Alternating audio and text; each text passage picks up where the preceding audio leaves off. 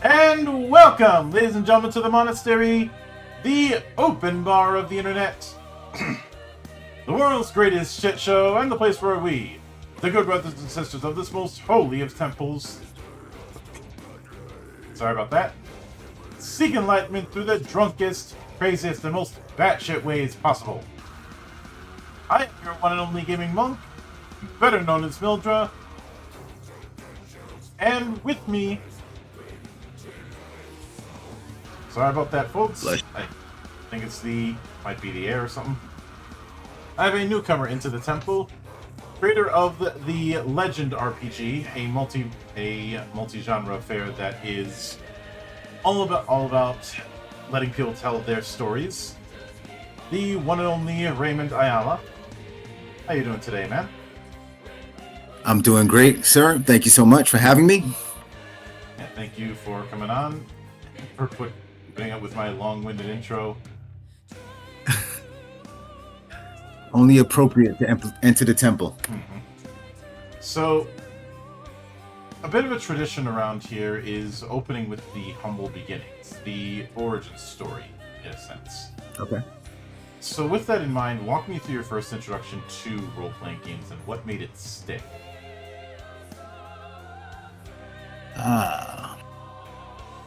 So I guess that happened in a few different ways. The Bard's Tale was a really, really early computer game, role-playing game. Do you remember Bard's Tale? Oh yeah. Yeah. Okay. Cool.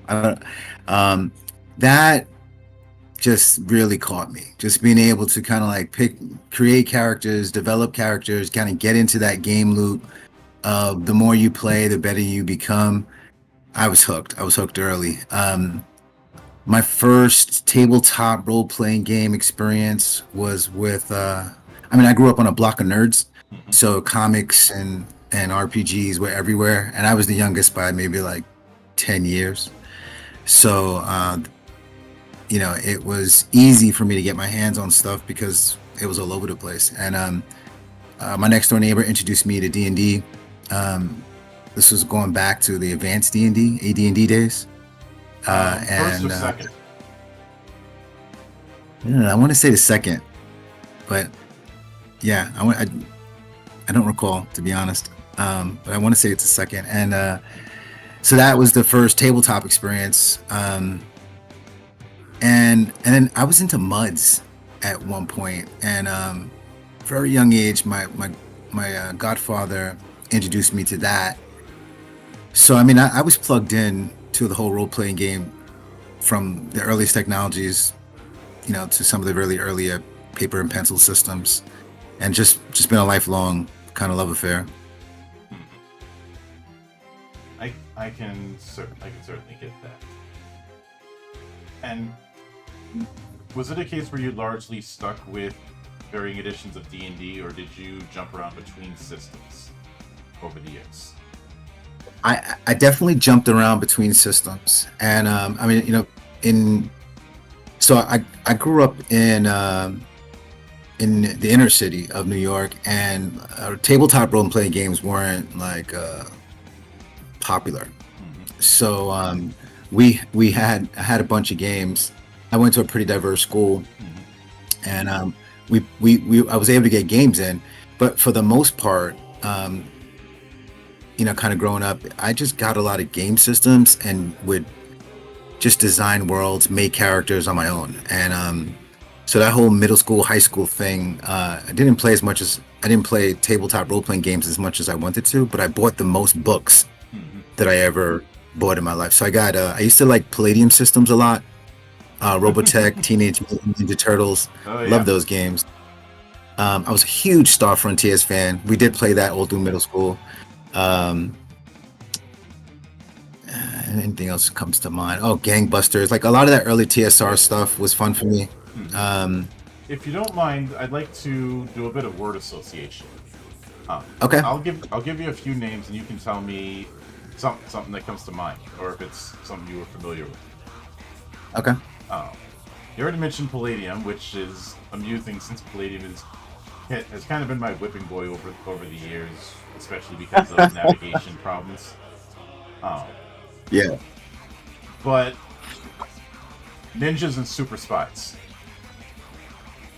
Yes, I remember this. I mean, the comes to mind was the martial arts for some reason. They just had what I thought was a sophisticated martial arts system back then. Probably because Simbada didn't write it.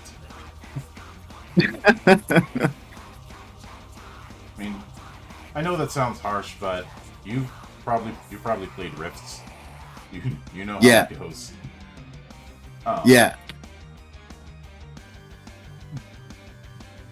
And this was the same guy who thought having bullets the size of Coke cans was fine with a full auto weapon. There's a lot said about Glitter Boys. Yeah, no, that's for certain. Yeah. I think we as a culture have learned a lot from that, and we can get into that later. But that's certainly something I tried to do with Legend. Yeah, but Marvel Face Ring, also known as Marvel TSR or Marvel Superheroes. Oh yeah, so I want to say there was like this Class 1000 thing, right, where just kind of like threw off the metrics. If I remember right, it was kind of like a pretty sensible scaling system until you got to this like ultimate level at the end where things just got wonky.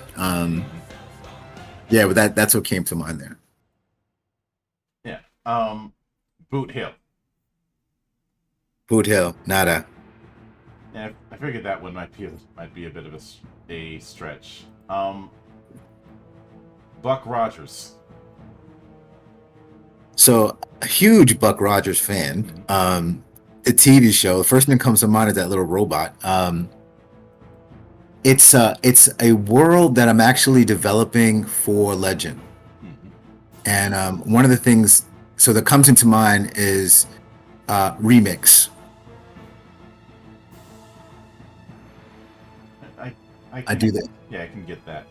Uh, I had talked a bit about the Buck Rogers RPG a long time ago. Because I had said the idea of doing a Buck Rogers game wasn't a bad idea, but there wasn't going to be a market for that in 1986. Yeah. Uh, Plus, it was one notch on the many reasons why nobody I've talked to has anything nice to say about Lorraine Williams. Mm. She was running TSR around that time, and I think she was in over. I think she didn't quite understand the notion of running a game company. Yeah. Um, because chief among her decisions was not allowing gameplay on company grounds. Yeah. It kind of kills all the R&D. Well, it's the reason why stuff like Spelljammer was a unbalanced mess, because they were Yeah. kneecapped in terms of what playtesting they could do. Yeah. That's certainly a concern of mine. And the more you try to implement, the greater I think that pool of playtesters needs to be. And that's certainly one of my personal hopes to come out of this campaign and even this launch. Yeah. Is really to kind of get it out there. So your idea of that open beta is just it's a fantastic idea. So I'm learning just from talking to you. All right. Now, with Legend RPG, was this something that started out as a particular idea that just house ruled its way into its current form? So I've been publishing comics, indie comics since about 2011. So we had a couple of Kickstarters. We've done a lot of shows, and I'm really big on co-creating with fans. And one of my things is I like to tell global stories. I like to give every fan a hero. So we're really big on like cultural diversity, and it's well represented. So the comics come from different places, different locales, and that has been a lot of fun, and we've connected with a lot of people.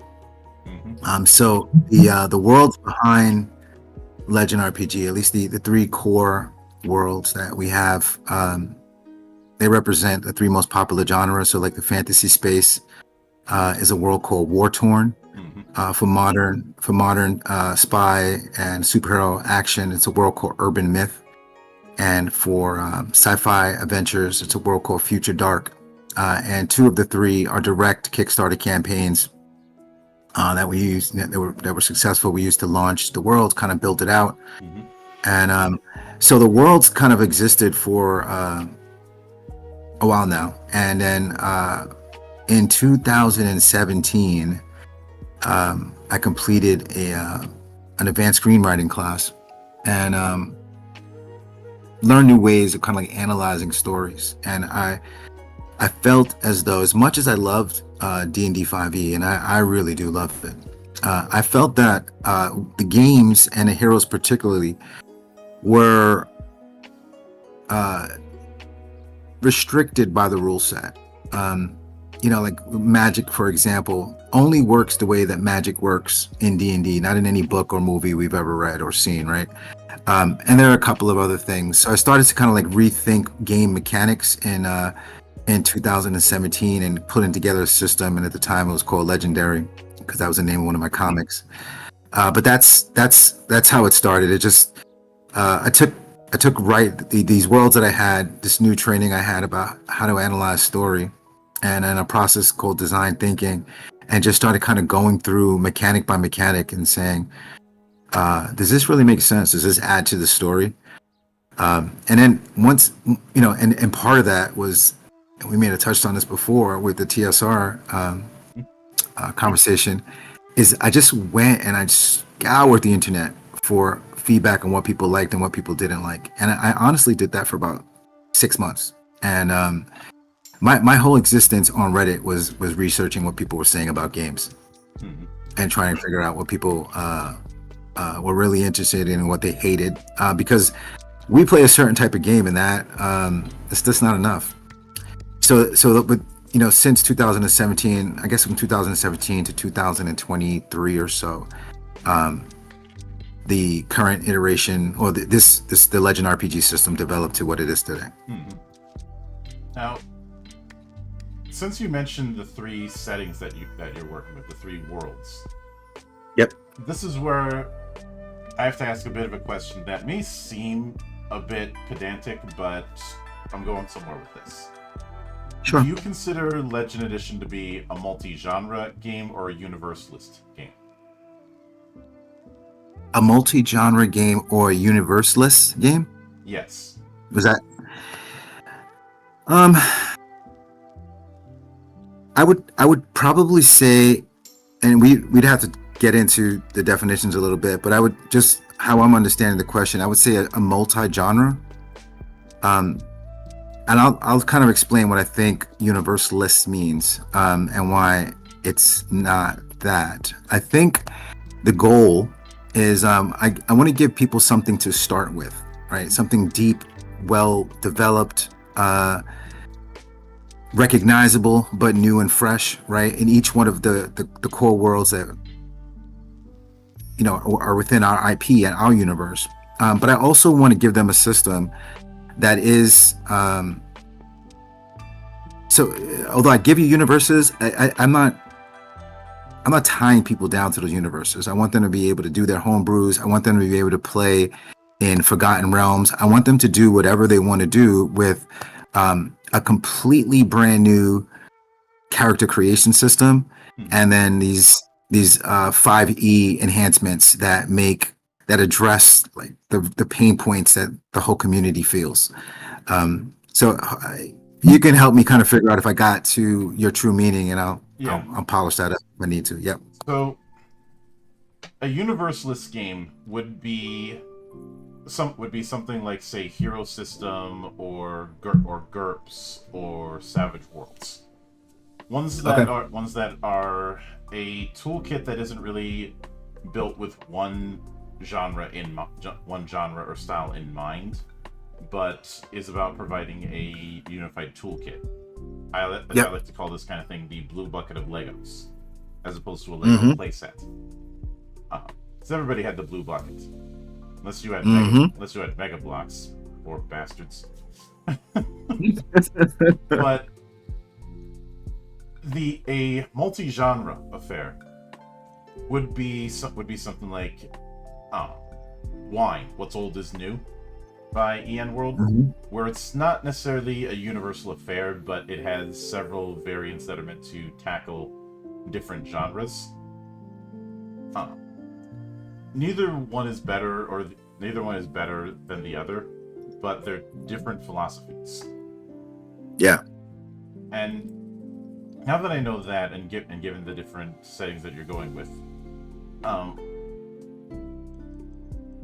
with the two of the 3 settings, Future Dark and Urban Myth, I can get kind of a vibe as far as what their inspirations are, what their Appendix N is.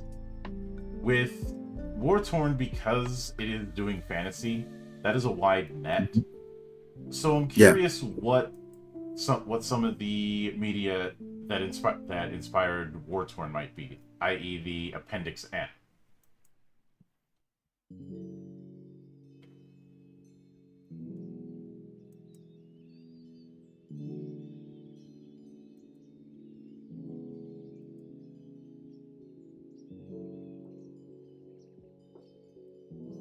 No, are you familiar with the concept of Appendix N?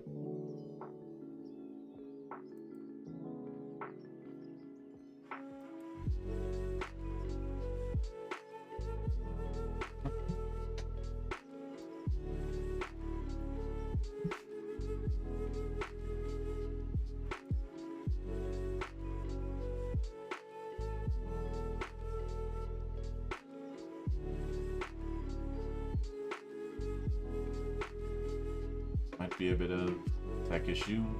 You there, Ray?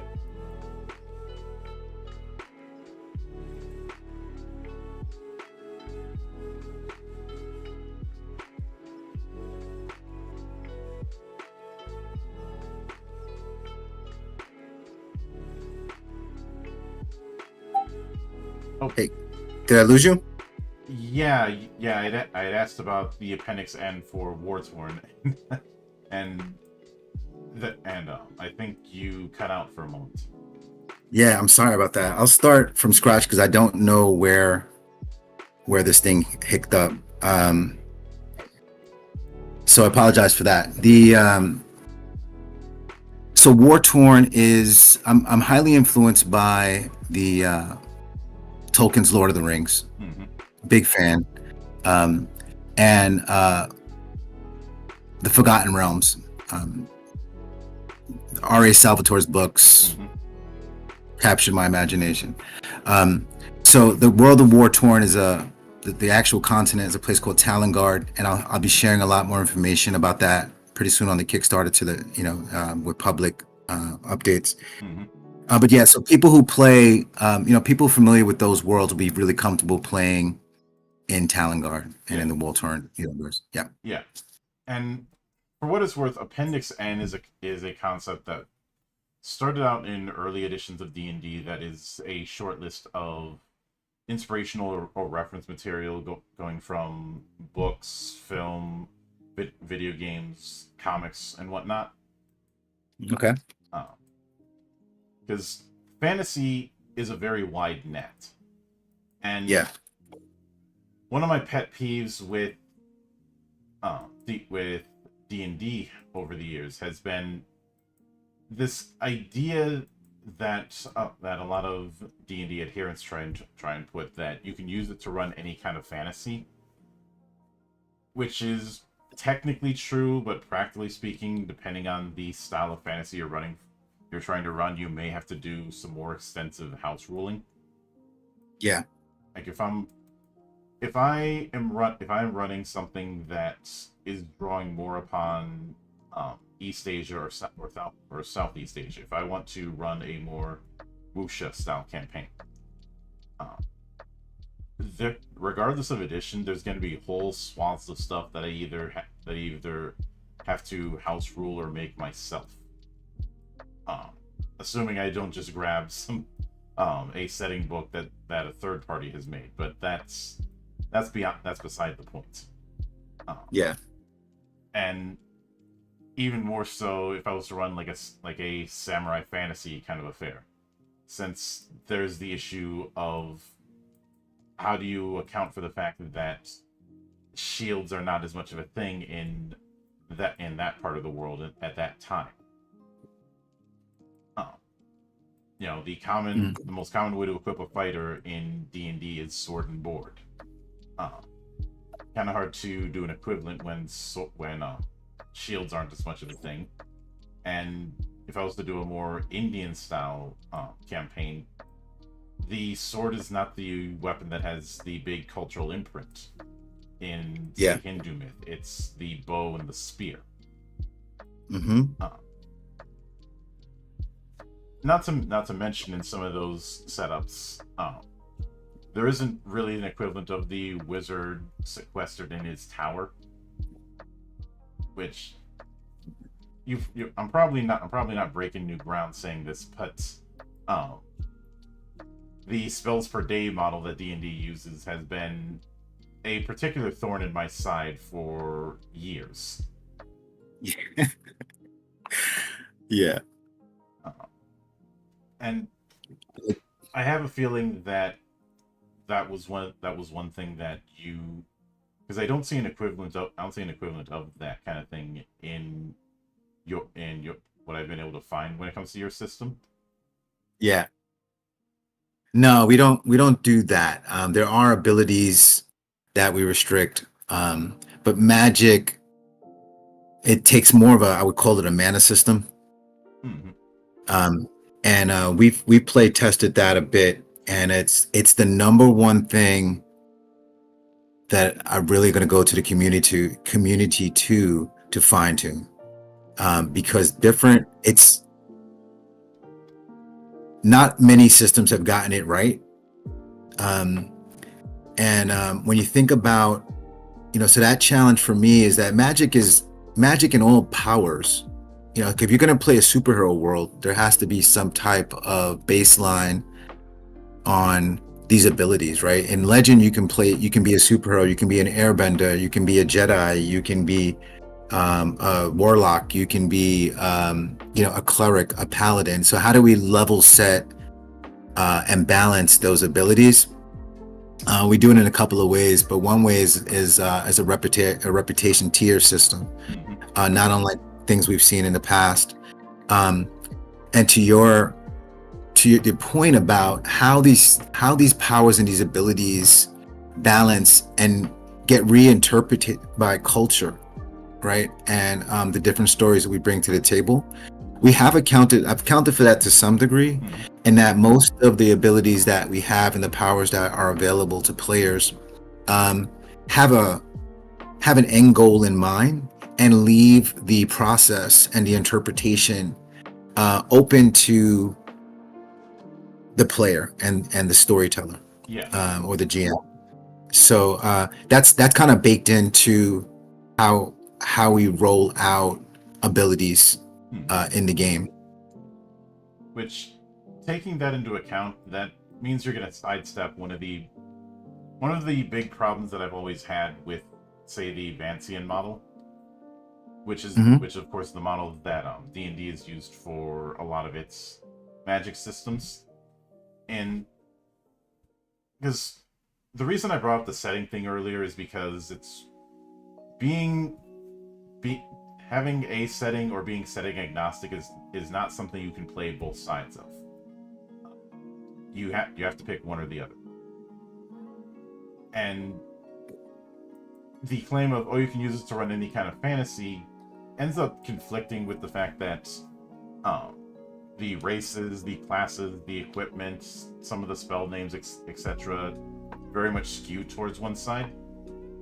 But where this ties into magic is, I have always felt there was not a strong enough justification for why magic works the way it does in something like D&D.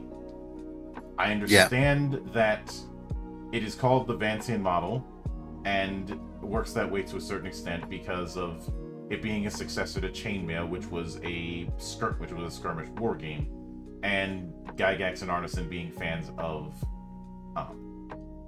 the Dying Earth books by Jack Vance.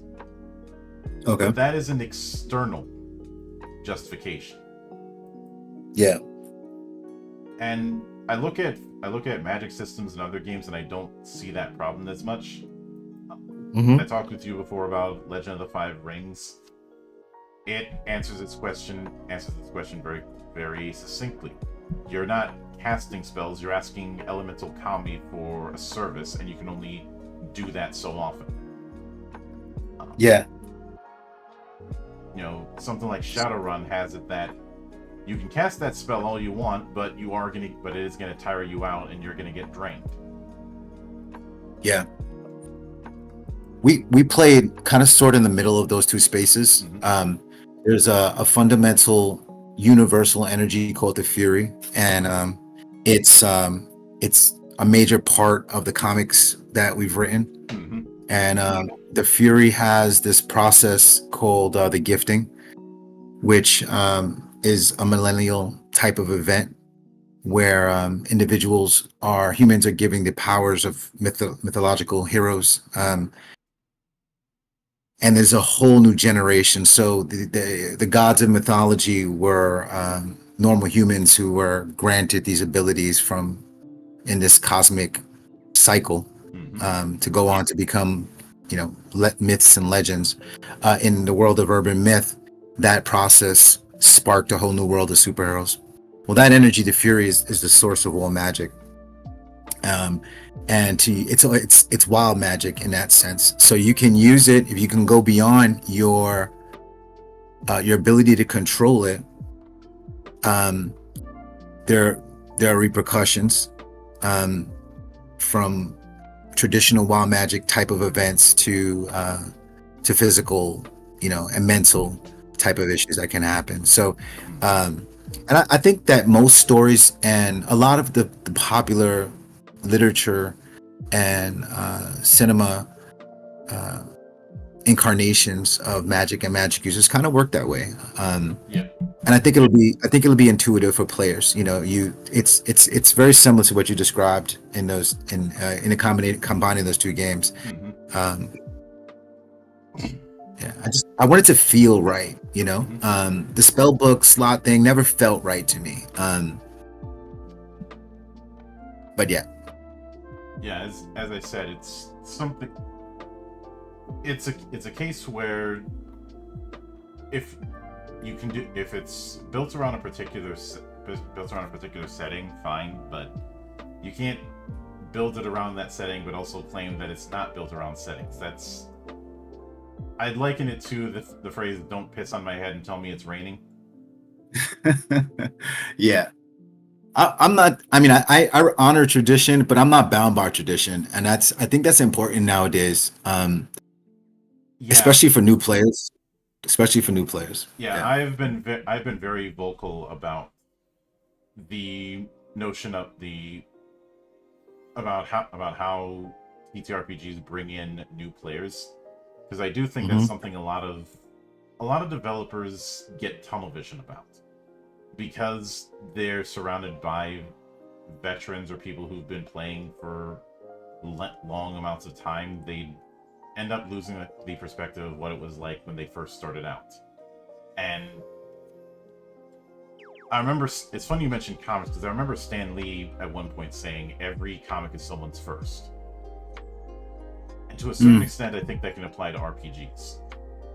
Yeah. But with that in mind, one thing I am a bit curious about is, since we talked about different archetypes, I'm guessing that the calling on the legend is kind of the equivalent to what would be a class in other games, but it sounds like it's not as linear as a traditional 20 level class might be. Yeah. So the calling is the first step, the foundational layer of who your character is. There are only 3 callings in Legend. There's the Sage, there's the Warrior, and there's the Explorer. And the idea kind of opens the door for the magic user who's not the skinny, secluded monk or kid who was locked underneath the staircase, as well as the warrior who is somewhat cerebral, right? So those 3 callings, they establish your key stats. They establish a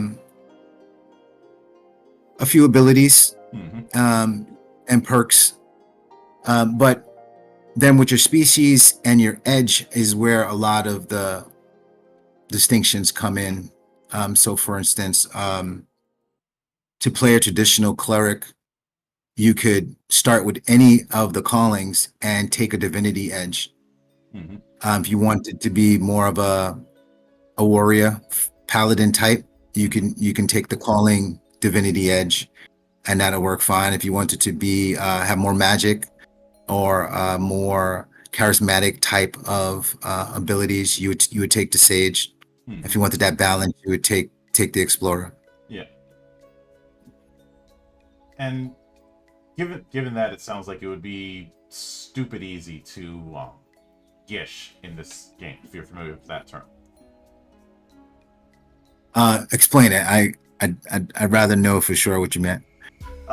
Gish, which comes from the original incarnation of the Gith Zerai, all the way back in, I think, AD&D first.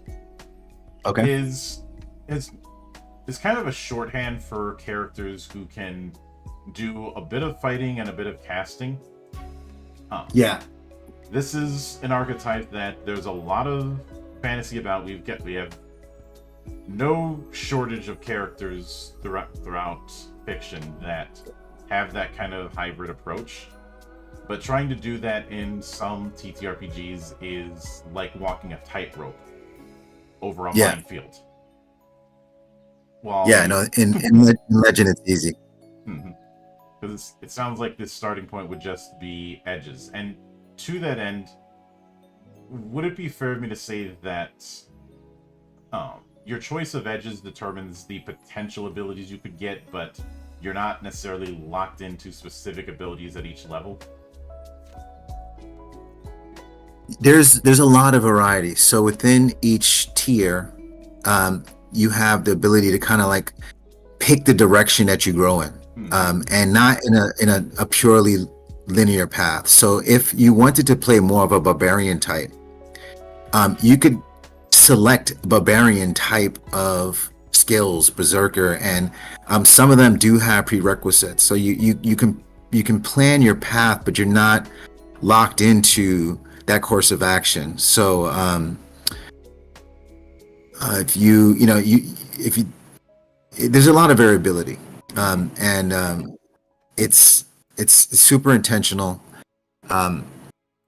But yeah, and then the edge is not the end of where your abilities come from. We also use societies a little bit more robustly than some other systems to allow you after level 3 to choose ability sets in a whole different direction, either to like reinforce what you're good at or to kind of experiment and be a jack of all trades in a different area. So Yeah. I'm the type of player who always appreciated that ability, and it's so the stack kind of supports purists. It supports people who optimize, and it also supports people who just want to kind of experiment and be good at a few different things. Yeah, I can get that. And something that always amuses me when it comes to the whole jack of all trades thing is that there's that phrase only has part of it being used. Yeah, master of none, right? The full phrase is jack of all trades, master of none, but better than a master of one. Yeah. It's like that latter half is the part that everyone kind of forgets about. But yeah, given that, I do find it interesting that you do have something akin to the core ability scores, but there's some that are a bit different than others. I think one of the main ones that I wanted to ask about is aura and what that entails, since there isn't an equivalent. Yeah. So aura is it represents your mana pool, your source of control over the fury.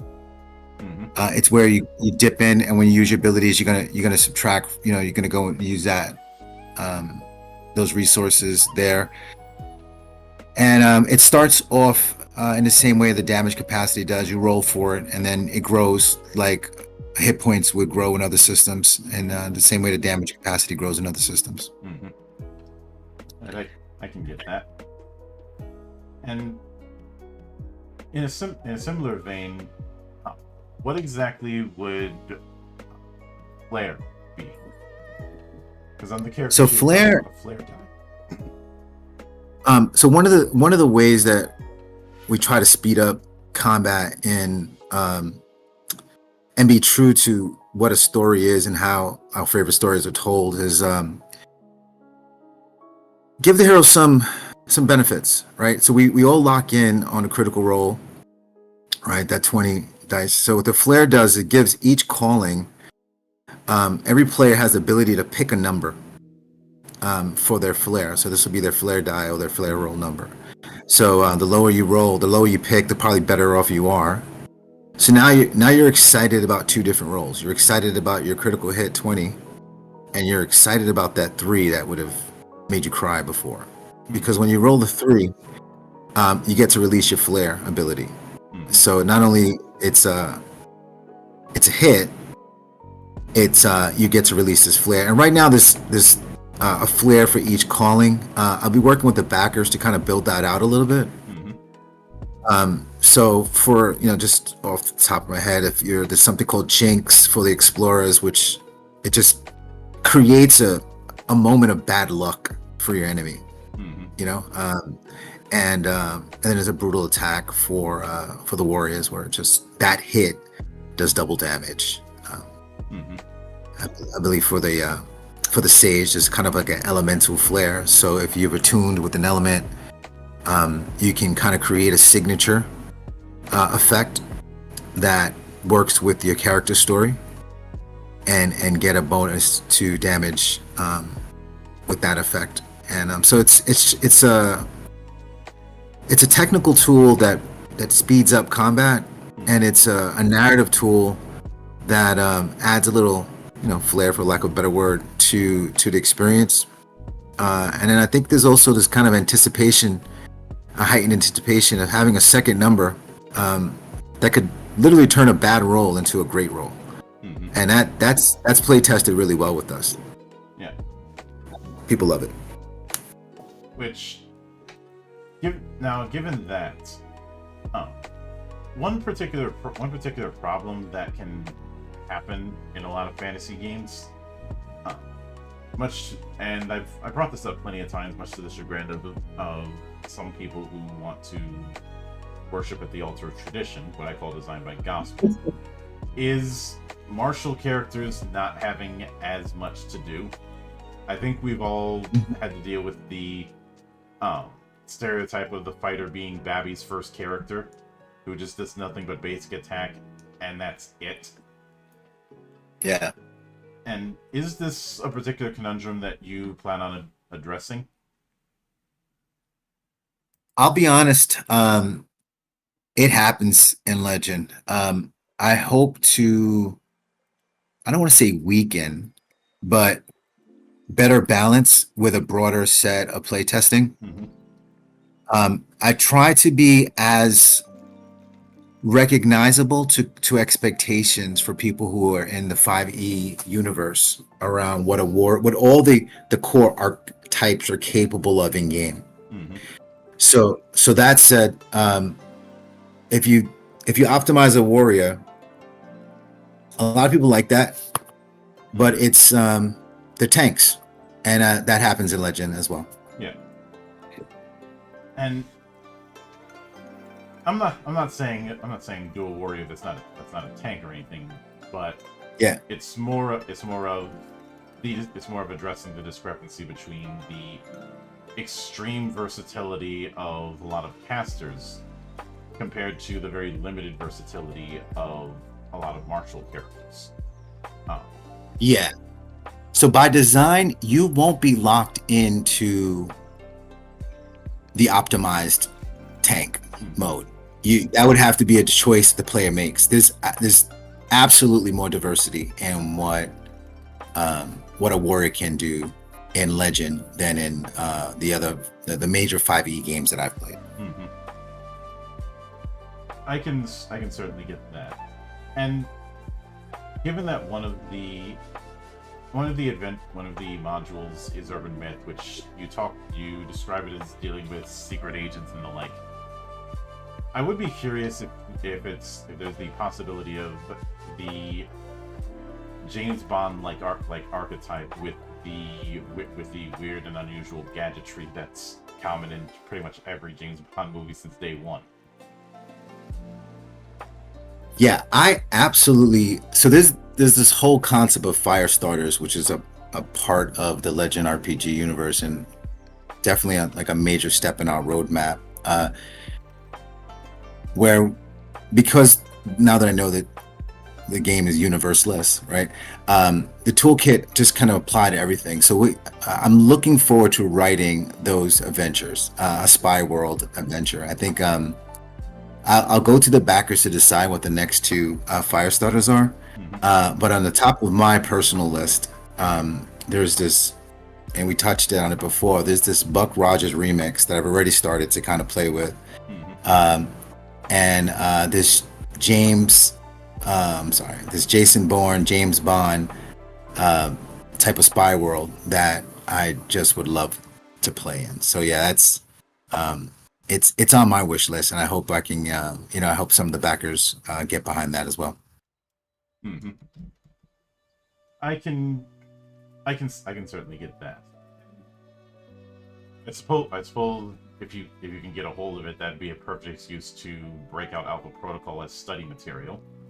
Even if the game is a bit, even if the game is a bit of a mess, it's doing something that wasn't done a whole lot elsewhere. Even Obsidian will admit it was a mess because they didn't quite have a clear direction early on. But it sounds like Firestarters aren't full on settings, but more of a sampler in the form of a module.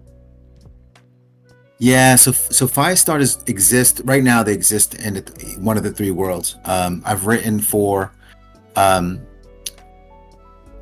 three of them are in War Torn, and one of them is in Future Dark World. And we're just kind of going through editing and polishing, and some of the older ones, I'm adding new content to them. So they're designed for new players, people who get a little overwhelmed by the concept of a 30-night session.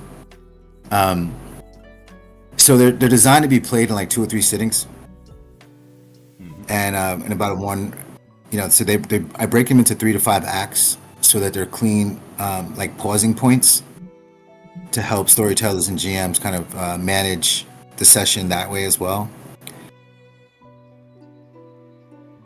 So that's kind of a snapshot of how they work. They don't introduce. I mean, they can introduce new worlds and different settings.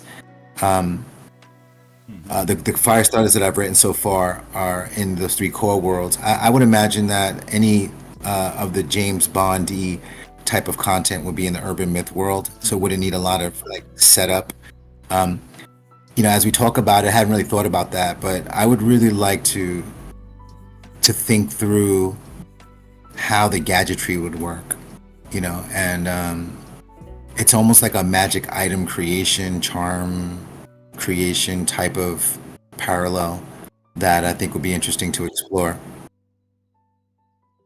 Like enchanting and like ruin creation, and you have like these gadgets that can do things. I do have artifacts as an edge where, but it's the way artifacts work.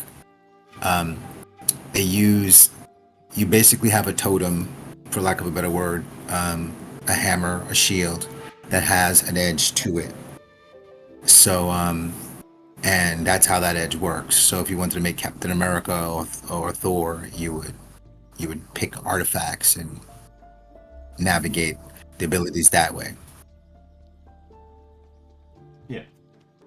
And speaking of that, when it comes to attack skills, it's sounding like you have the possibility of different pools of weapon skills or the like. Yep. Each of them tied to the different settings. So they're the same across all settings. They just apply to different types of weapons. So, for instance, there's like a short arms, long arms skill, which would be handguns and pistols, or crossbows. Melee weapons are melee weapons. Long arms would be rifles or bows. But the skill set, the core skill is universal. The applications are identifiable in charts, but they're very intuitive.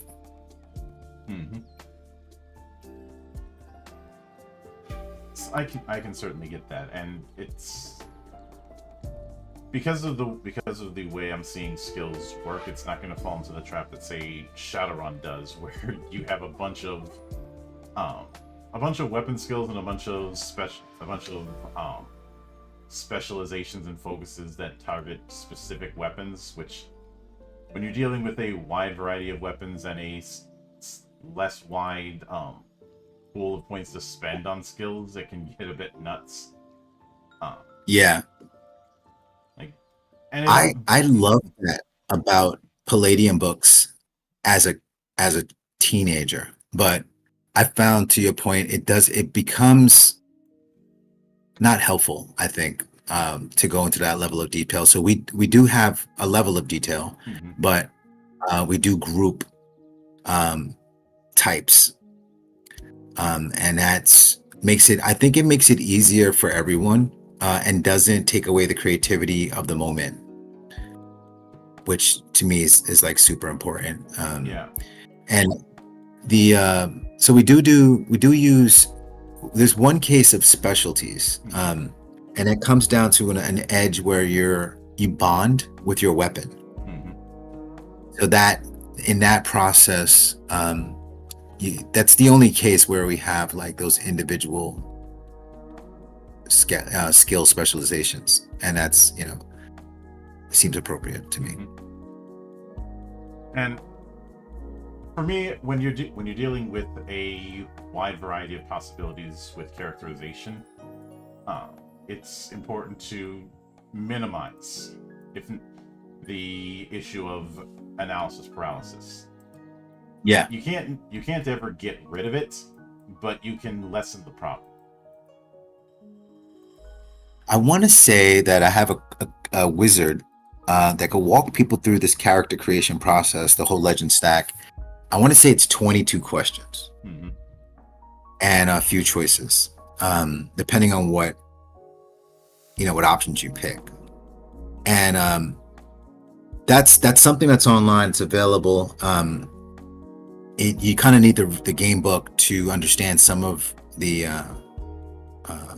benefits of your decisions, or the details. So it's designed to accompany, to help players who actually have the game. But it's critically important to get that right, because there's 7,000 options of characters in Legend RPG, and I never want that to feel like anything more than answering 10 questions and then making 10 choices based on those questions, and some of those questions are just no-brainers, like what's the character's name, what do you want to look like, those types of things, and just try to keep it really, really narrative. I also have an AI, a GPT, that will help players with this, but right now I'm really focused on the core books, and hopefully we'll be funded and we can print, and then I'll start to going back to some of those other tools. But yeah, with the mind on the new player, paralysis by analysis is a real thing. I've seen it happen with my family members. The eyes start glossing over. It's like, oh, I've been doing this for an hour. I want to mitigate that. I want to make that process 15 to 20 minutes in a richer, deeper experience for players. And I honestly think that the legend stack alone for traditionalists could change their gaming experiences in making characters, because the characters are fully D20 compatible, but you just have so many more options. I would love for people to understand that. Yeah, I think there's also the fact that there's a certain mindset that's developed over the years with how people approach character creation, and this is definitely a mindset that's still in the D20 bubble, but is not as much outside of it. And that is concept first. I think a lot of people within the D20 bubble, which is my catch-all for D&D and its variables, come up with pick a race and class first, for instance, and then build the character around that, instead of coming up with a concept first and then building the character stats around that concept. And I think I think that mindset is in part due to the way classes have been designed in that bubble. Are not flexible enough to account for certain setups. I already mentioned the whole problem with Gishes, just as one example, but also certain classes have had a bad run of luck over the years, like, say, the Ranger. I know the Ranger's gotten a bad run in 5th edition, but this is nothing new. It's had a bad run since AD&D 1. Just this idea of giving people a concept first, especially when you have that whole setting but not setting issue. That's the reason I focus so much on that, because it snowballs into so many other problems. Yeah. Because I mentioned Shadowrun earlier. The premise with Shadowrun is that you are Shadowrunners, people who do the dirty work for corps or other organizations that want to keep their hands clean, but will deny all knowledge if things go south. In something like L5R, you are all samurai. When you have settings, it's easier. It helps mitigate that problem.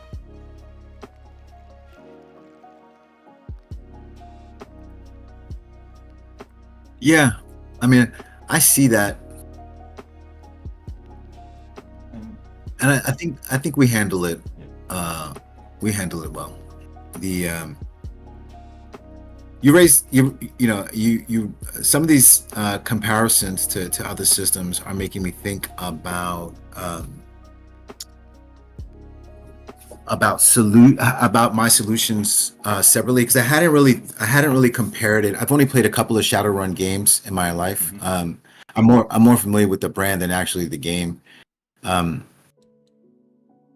But I do believe that how we've implemented abilities and their impact on combat, and I tried to speak to it a little earlier. With the end goal in mind, what is the actual outcome of this ability in a combat scenario? Balancing that, and then giving players the freedom to interpret so we establish what this thing does at a high level, and then we understand and we balance what the impact of it is in a combat scenario, and then we allow players to kind of like synchronize the actual implementation, the verbal description of what the action is in a mud, for instance. They get to customize that, and I think it allows these powers, these abilities, the capability of the player to adapt to any setting, not just the core world. So I can easily see somebody playing a purely samurai adventure, whether it be in a fantasy setting, or if it's in a cyberpunk setting. I really believe it'll just work with Legend.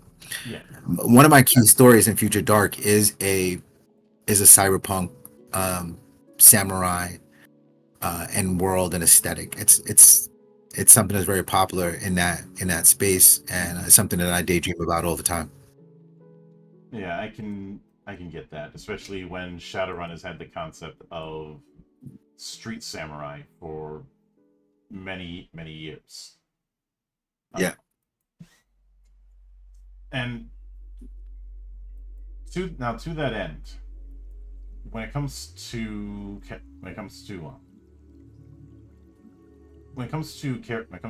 creation and the like, I'm guessing to minimize that analysis paralysis, it's not really full freeform point based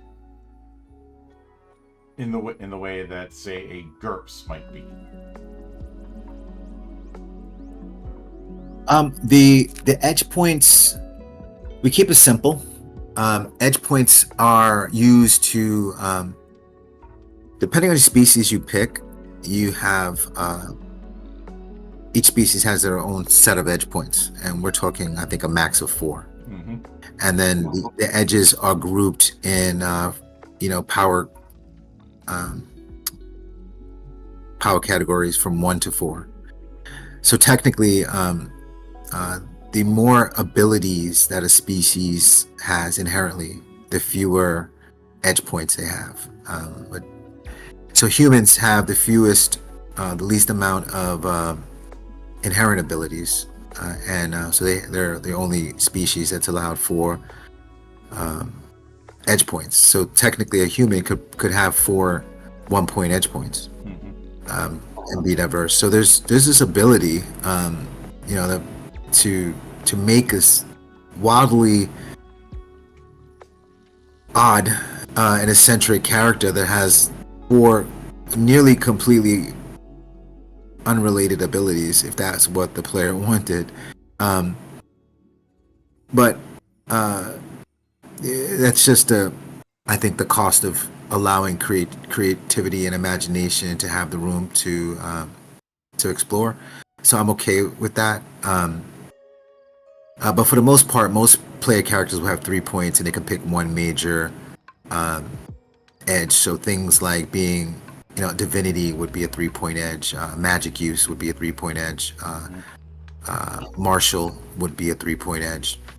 So if you wanted to build a traditional kind of archetype, you would need to heavily invest, and that is kind of how we balance that out. Yeah. So now for me to ask a question that's a bit silly. Okay. Would it be possible for someone to make the Muscle Wizard? The Muscle Wizard. I'm gonna have to Google that. But so you mean picking a warrior? God, did I lose you again? No, you didn't lose me. Good. Yeah. So that would be picking a warrior calling with a magic edge. Happens all the time in my games. Yeah. Yeah, it happens. Yeah, and our play testing happens all the time. For a bit of context, the Muscle Wizard started out as a joke that got a little bit too out of hand. Because in TG back in the day, somebody had posited the notion of, okay, we have wizards use intelligence, clerics and druids use wisdom, sorcerers use charisma. Why don't we have a spellcaster for one of the physical ability scores? Why don't we have one that casts spells by flexing? And thus the Muscle Wizard was born. It didn't help that around this time Full Metal Alchemist was airing, and a lot of people treated Alex Louis Armstrong as the mascot for the Muscle Wizard. Yeah, I'm looking at images on Google right now. I guarantee at least one of them says, "I cast fist." Yeah, this is possible. The calling does give you a base set of abilities, and that grow with you as you grow. So you could pick a calling of warrior and an edge of magic and start doing some of this. Yeah, I know it sounds like a ridiculous concept, but ridiculous often gives us the best concepts. Lord knows I've done that with the up button, which was the result of me wanting to do a rogue, but wanting to focus more on building traps on the fly rather than lock picking. Yeah, and that's a cool concept. And yes, because I was blatantly ripping off a bunch of Chuck Jones cartoons, one of the traps was an anvil drop, which is exactly what you think it is. Wile E. Coyote. Yeah, but the up button, which I've told this story in the past, was a rune trap that you step on it, you go straight up at 40 miles an hour for 6 seconds. The infamous part of it was when a dragon stepped on the trap in a cave lined with adamantite. Smash, squish. Yeah. Because the GM tried to say, well, that's adamantite, he's not breaking through that. And I said, the The trap does not care. If there's something in the way, it does not care. It says you go up, so you are going up. Oh yeah, that would be. That's putting some pressure on your DM. Yeah, I think he got back at us because right afterwards we all had to make Constitution rolls to avoid losing lunch. Because that's a lot of chunky salsa. Yeah. That's a big pot of chili. Yeah. Also hearing all the bones cracking. Yeah, you need to roll Constitution because it's basically putting a dragon in a trash compactor. Yeah, that's pretty crazy. Mm-hmm. I've yet to kill a dragon in game. It's one of my bucket list items. I've done a few, and every time I've done it, it's been in the dumbest way possible. One of them was through wrestling because I was playing a character who was the most blatant luchador reference I could make. Because I wanted to make a manga all about grappling.